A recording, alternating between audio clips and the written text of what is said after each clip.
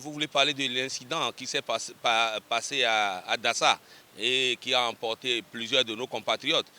Cet accident de circulation, on pouvait l'éviter. On pouvait l'éviter parce que courant novembre, un car a pris feu sur le tronçon Azové à Bomé, dans les mêmes conditions. C'est parce qu'il n'y a pas eu de perte de vies humaines que les gens n'ont pas taillé d'importance à ça.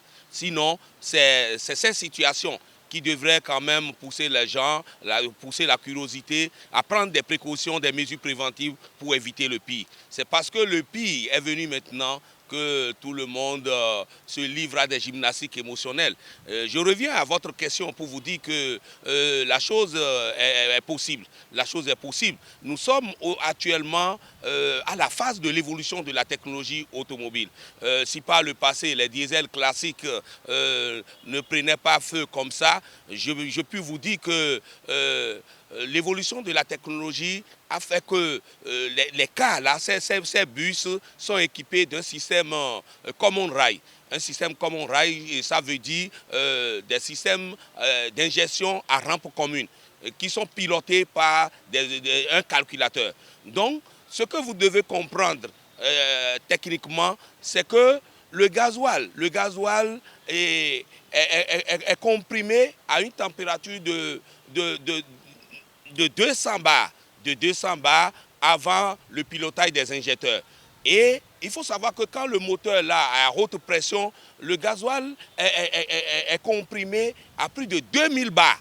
Quand le gasoil est comprimé à plus de 2000 bars, ça se transforme en gaz. Ça se transforme en gaz. Et la technologie a exigé des précautions qu'on doit prendre en de pareilles situations. Donc, cet accident, plusieurs facteurs peuvent provoquer cet accident qui s'est passé à Dassa. On a vu que c'est suite à un choc. C'est suite à un choc que l'incident s'est passé. Lorsque, comme je vous avais dit tout à l'heure, le gasoil qui est comprimé à plus de 2000 bars et qui s'est transformé en gaz, lorsqu'un tuyau d'injecteur est cassé, vous voyez que c'est du gaz qui va s'évaporer. Ce gaz-là, en contact avec l'échappement qui est tellement chaud, ça prend feu. Et quand le gaz prend feu, son intensité dépasse même l'intensité de l'essence. Donc on peut considérer que dans ces conditions, ce n'est plus le gasoil, mais le gasoil s'est transformé déjà en gaz. Et c'est ça qui a provoqué cette brûlure-là, cet incendie massif qu'on a vu à Dassa. C'est le moment d'abord de féliciter le gouvernement parce que si je me présente devant votre caméra pour donner ces explications techniques, c'est grâce à l'effort que le gouvernement est en train de mettre à notre niveau pour le renforcement des capacités techniques à travers le projet H. Le projet H qui finance la formation des garagistes professionnels. Donc, les transporteurs aujourd'hui, face à l'évolution de la technologie automobile, ont des obligations. Si c'est les mécaniciens dieselistes qui ont appris le métier, la réparation classique des moteurs anciens, si c'est ces mécaniciens-là qui vont intervenir sur ces bus, on sera toujours confronté à ces dérives-là. Donc, ces mécaniciens-là doivent subir des moments de renforcement de capacité technique. Vous devez savoir que tout comme la médecine, le droit, la mécanique automobile aussi est une science dynamique qui nécessite la notion d'effectivité. On ne peut pas végéter dans la caducité pour prétendre entretenir ces genres de véhicules.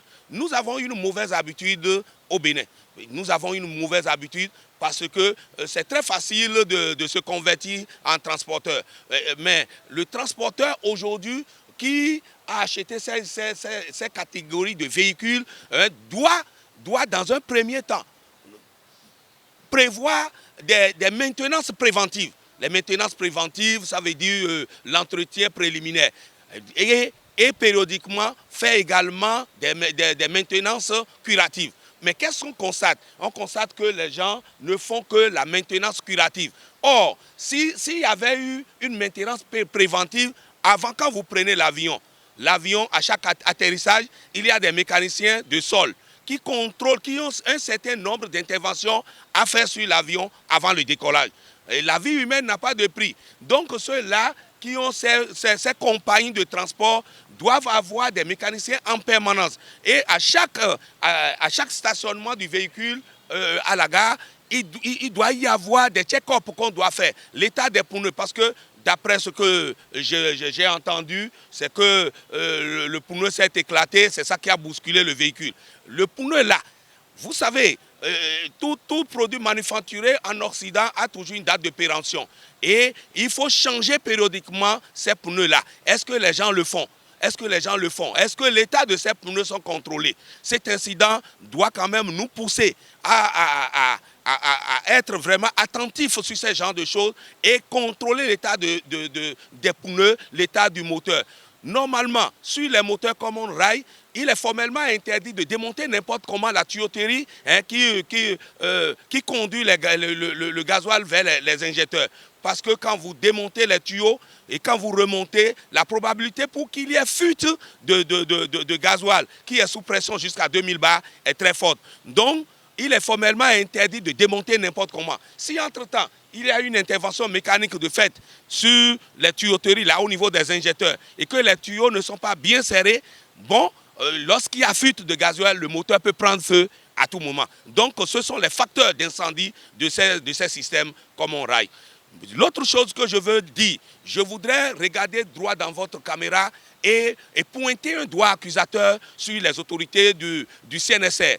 Vous savez, conformément aux dispositions de la loi 64-01 du 4 mars 1964, fixant les conditions de mise en circulation des véhicules en République du Bénin, le législateur a prévu quand même des dispositions. Parce que l'article 18 de cette loi donne les prérogatives au Centre national de sécurité routière pour le contrôle technique. Le contrôle technique.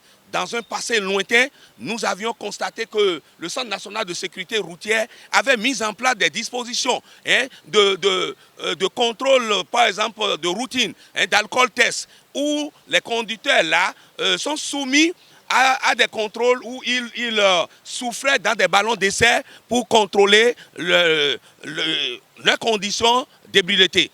Aujourd'hui, on a constaté que le CNSR, en quelque sorte, a troqué sa mission régalienne à la police républicaine. Et c'est seulement les radars que les gens craignent aujourd'hui. Non, les gens doivent craindre à des moments donnés le retrait de permis. Et ça, là, psychologiquement, ça doit agir. Et ça va éviter les excès de vitesse. On ne constate plus ce genre de choses. Et le CNSR est là, dans un bidouillage permanent. On dit seulement, on fait la visite technique. La visite technique, quelles sont les choses qui sont contrôlées là? Est-ce que la visite technique respecte les conditions d'art? Aujourd'hui, cet incident qui a emporté beaucoup de Béninois doit quand même doit fixer les uns et les autres, pousser les uns et les autres à prendre au sérieux leurs responsabilités. Parce que le législateur a prévu le rôle des uns et les autres. Si les uns et les autres jouaient normalement leur rôle dans la société, on ne devait pas rencontrer ces genres d'incidents.